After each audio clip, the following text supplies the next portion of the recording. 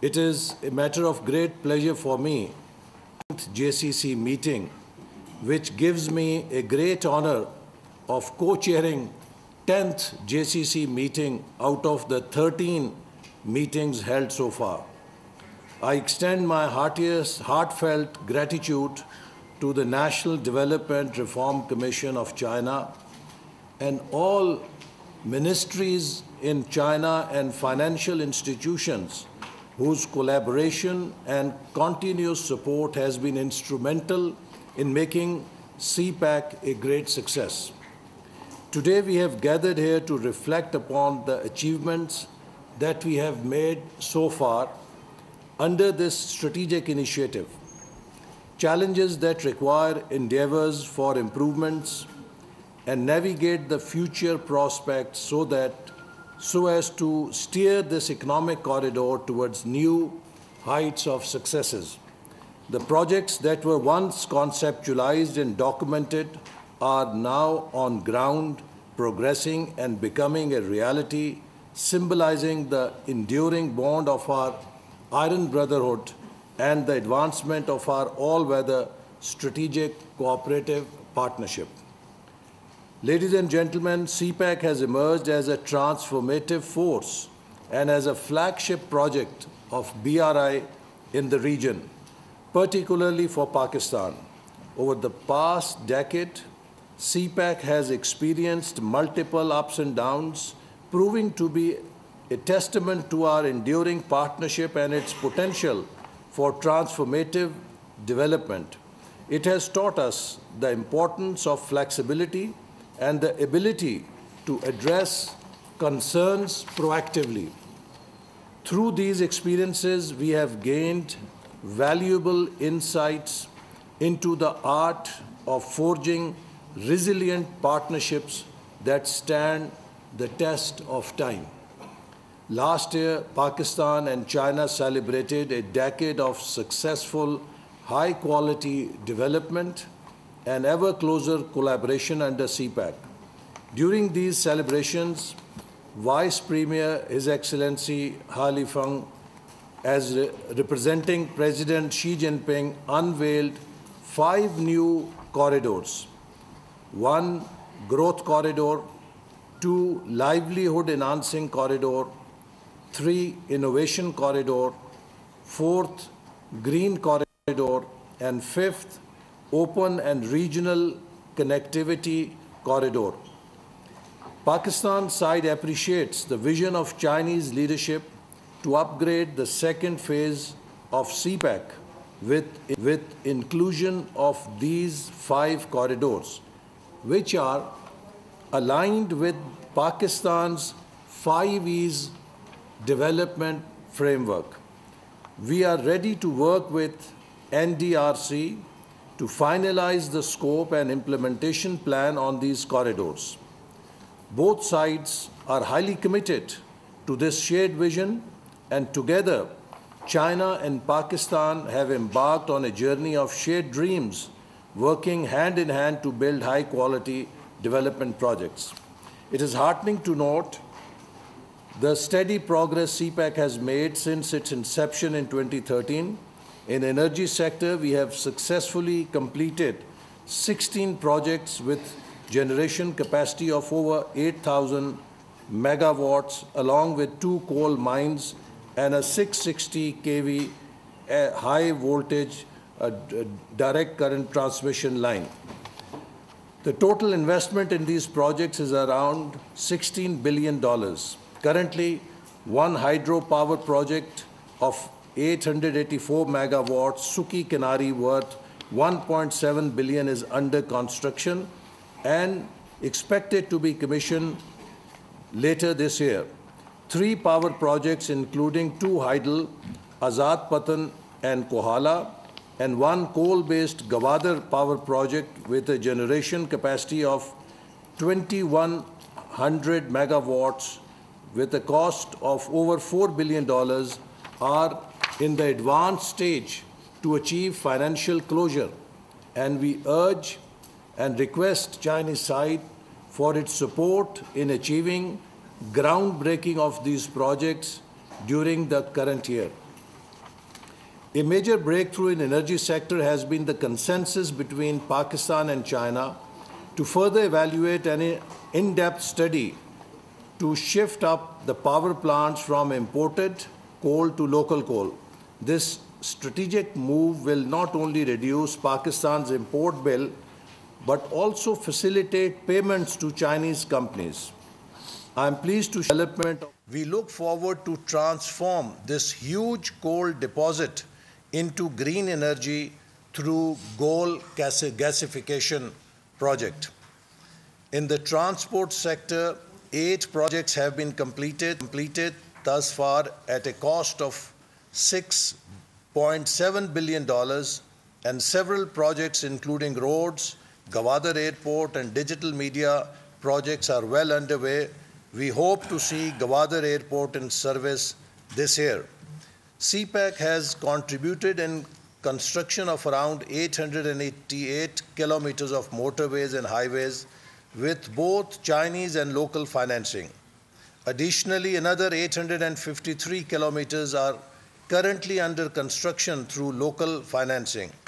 The Karakoram Highway Havelian Thakot project has won the ENR award. The project, one of the flagship endeavors in this sector, has received international recognition for its excellence, and we are in advanced stage to sign a framework agreement on Karakoram Highway, Thakot and Raikot section of Karakoram Highway. Excellency, I would like to provide an update on some pressing infrastructure issues that require urgent attention. I am pleased to inform you that Pakistan has made significant progress on Pakistan Railways main line ML1 project. The remodified PC1 has been approved with cost of $6.8 billion in 2 phases, and the project is now ready for the bidding process among eligible Chinese companies. We request bidding process to start immediately in view of the deterioration of this railway track. Signing the commercial contract will pave the way for finalizing the financing agreement and ultimately for the project's physical implementation. Therefore, I urge NDRC and National Railway Administration to authorize the immediate commencement of the bidding process and establish timelines leading up to the groundbreaking of the project. Another priority project is Karachi Circular Railway, which will benefit a large segment of Pakistan's biggest city, Karachi. The provincial government of Sindh has revised the project documents, and its internal processing by the government Pakistan is nearing completion. The project is proposed to be implemented under a G2G arrangement similar to Lahore Orange Line metro train project. The Pakistani side has presented 2 infrastructure projects for consideration under CPEC financing. The construction of Sakkar-Hyderabad motorway project, which is very viable on public-private partnership also, and Chinese enterprises can take part in this project, and Wangu Hill Tunnel project on the M8. Both projects have been discussed in the joint working group meeting. I want to highlight the efforts and commitment of Pakistani side in construction of remaining sections of the M8 motorway, specifically Hoshab, Avaran and Avaran-Nal sections. Completion of these sections is crucial for the effectiveness and connectivity of Gwadar Port, and we are dedicated to advancing these projects using local resources. Excellency, Gwadar Port has been made operational and several infrastructure and social projects have been completed. These developments are pivotal and in transformation of Gwadar into a smart port city will play an important role, promising to significantly improve the lives and livelihood of the people of Gwadar and adjoining coastal areas. We deeply acknowledge the Chinese side support for socio-economic development projects in Gwadar, in particular and in Pakistan in general. These projects have significantly uplifted the livelihoods of our people and hold great significance for the sustainability and long-term development of CPEC. As we shift our focus from G to G, government to business, B2B cooperation in the next phase of CPEC, we emphasize high-quality development and industrialization, agriculture, science and technology, and information technology areas. Now is the time to attract investors and manufacturers to populate the special economic zones, develop Gwadar as a business district, and create high-quality tourist resorts in Gwadar. To this end, we propose signing of an MOU to promote cooperation in these areas. The second phase of CPEC has begun, but much work remains to ensure its success. We are progressing on developing 4 priority special economic zones, including Rashakai, Allama Iqbal Industrial City, Dhabeji, and Bostan Special Economic Zone. However, we need to replicate the Chinese experience in this area. To set up our SEZs to Chinese SEZs, we require support from your technical experts to advise our SEZ authorities regularly. This can be facilitated under the Industrial Cooperation Framework Agreement recently signed between both sides. We earnestly seek relocation of Chinese industries in these SEZs. Chinese companies can reallocate their manufacturing units in these SEZs and take benefits from low-cost labor force, high return on investment, and easy and cheaper access to world markets. We also propose to convene Pakistan-China Business Forum in collaboration with NDRC for promoting business-to-business and contacts and matchmaking between Pakistani and Chinese enterprises. Excellency, agriculture cooperation is a crucial element of the second phase of CPEC. I am pleased to inform you that both sides have signed multiple agreements and protocols to promote the export of Pakistan's agriculture commodities to China.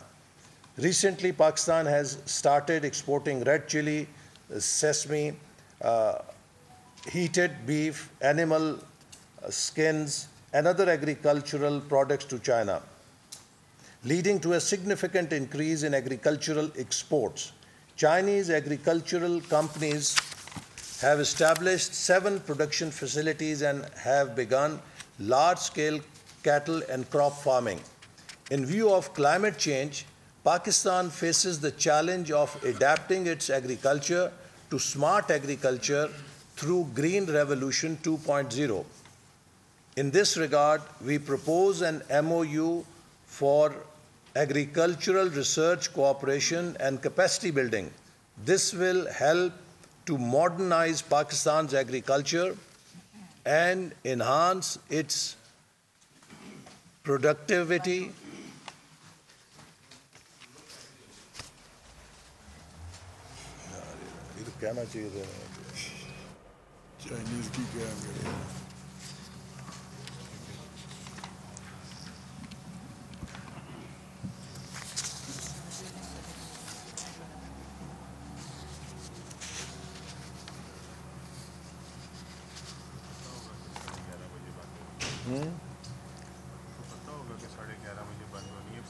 इनको चाहिए था तो plan ये कहना चाहिए था कि ना बंद करते बिजली। हाँ जी चलना शुरू से जनरेटर पे चलना चाहिए। हाँ वो शुरू है।